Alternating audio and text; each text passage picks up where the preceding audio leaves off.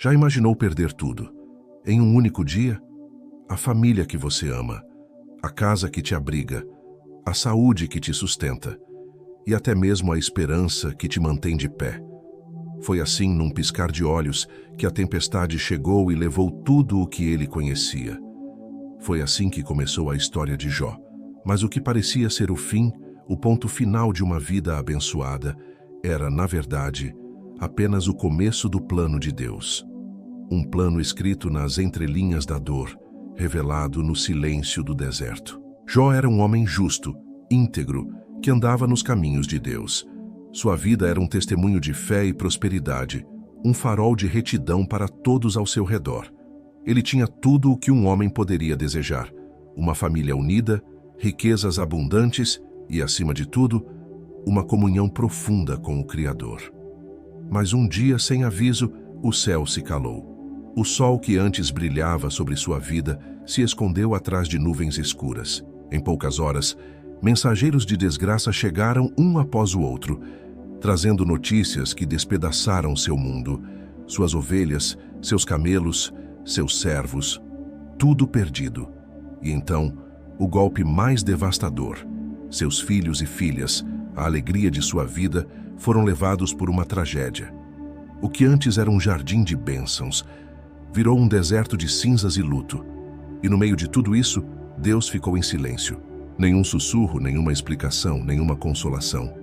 E o silêncio de Deus, meus amigos, é o teste mais profundo e mais difícil da nossa fé. É no vale do silêncio que a nossa verdadeira confiança é provada. Jó estava sozinho, cercado pela escuridão, clamando por uma resposta que não vinha.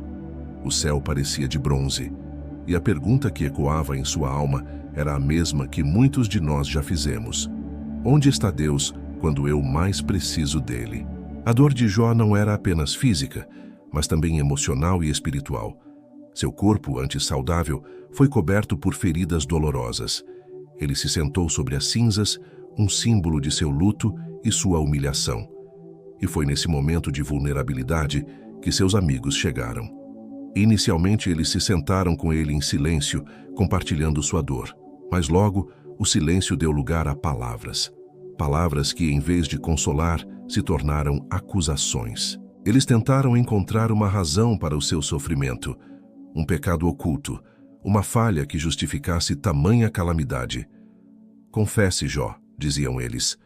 Você deve ter feito algo terrível para merecer isso. Até mesmo sua esposa, a mulher que compartilhou sua vida, chegou ao seu limite e disse as palavras mais duras que ele poderia ouvir. Você ainda mantém a sua integridade? Amaldiçoa a Deus e morre. Imagine a solidão. O mundo inteiro parecia estar contra ele, dizendo que sua fé era inútil, que Deus o havia abandonado.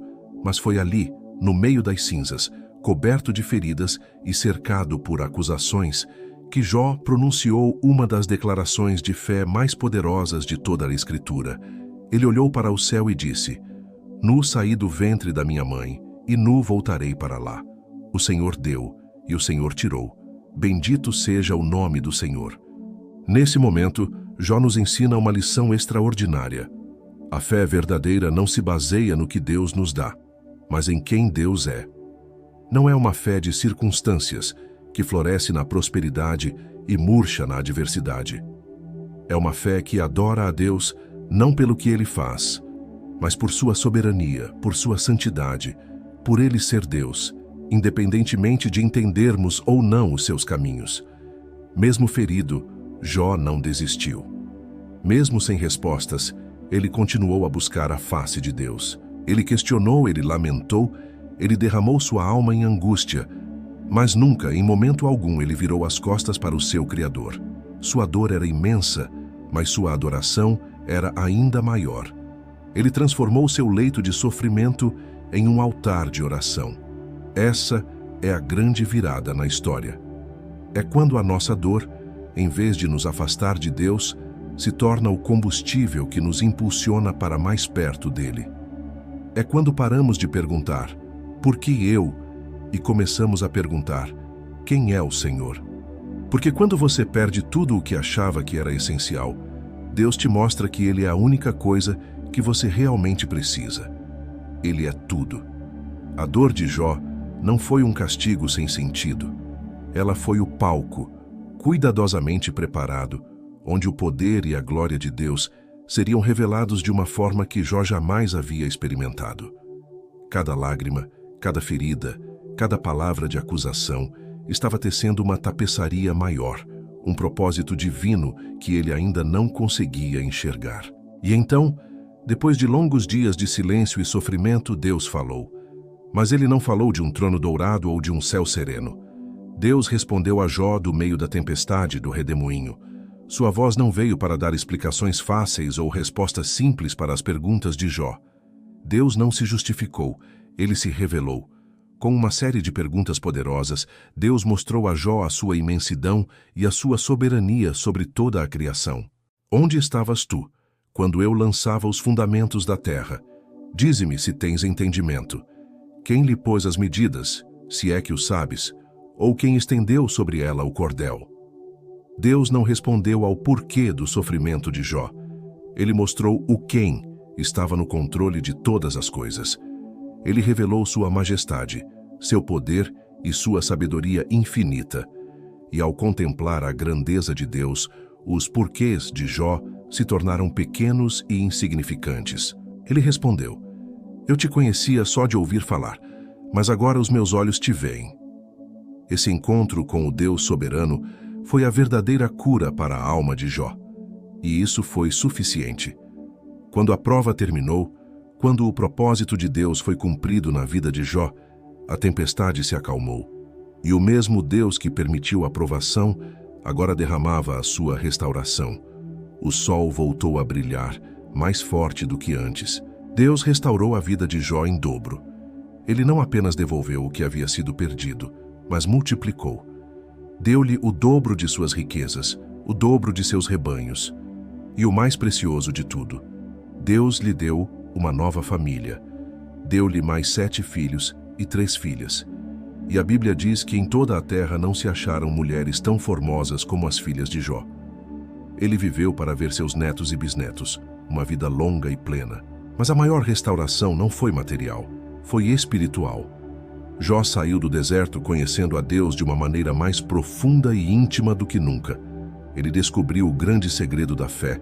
Quando tudo parece ter acabado, é exatamente aí que o poder de Deus começa a se manifestar de formas extraordinárias. A história de Jó não é, no fundo, uma história sobre perdas. É uma história sobre uma fé inabalável que sobreviveu à tempestade mais violenta. É um lembrete poderoso de que o nosso Deus é soberano, mesmo quando não entendemos os seus caminhos. É a prova de que a adoração no meio da dor é a arma mais poderosa que um crente pode ter. Se você está hoje passando pelo seu próprio deserto, se o céu parece em silêncio e as perguntas ecoam em sua mente, lembre-se de Jó. Lembre-se que Deus ainda escreve histórias de restauração no meio da dor. Ele não te abandonou. Ele está no controle, mesmo que você não consiga ver. Confie no autor da sua história. E talvez o seu deserto não seja o fim. Talvez seja apenas o começo do capítulo mais bonito que Deus quer escrever na sua vida. Obrigado por assistir. Se esta mensagem tocou seu coração, deixe seu comentário, compartilhe com alguém que precisa ouvir e não se esqueça de se inscrever no canal para mais conteúdos como este. Que Deus te abençoe. A história de Jó não é apenas sobre sofrimento. É sobre fé quando não há mais respostas. Ele perdeu tudo, mas nunca perdeu a esperança. Quantas vezes, em silêncio, Deus está apenas nos moldando, preparando-nos para algo maior, algo que ainda não podemos ver? Quando penso em Jó, lembro que a fé verdadeira não é acreditar quando tudo dá certo, mas continuar acreditando quando tudo parece desabar. Talvez essa seja a sua fase de Jó. E se for, aguente firme, porque a mesma mão que permite a prova é a que prepara a restauração. Eu acredito que quando a mente se aquieta, a alma ouve Deus. Essa foi mais uma reflexão do canal Conexão Mente e Natureza. E deixo uma pergunta para reflexão. E se Deus estivesse usando o seu sofrimento para te preparar para algo maior? Reflita.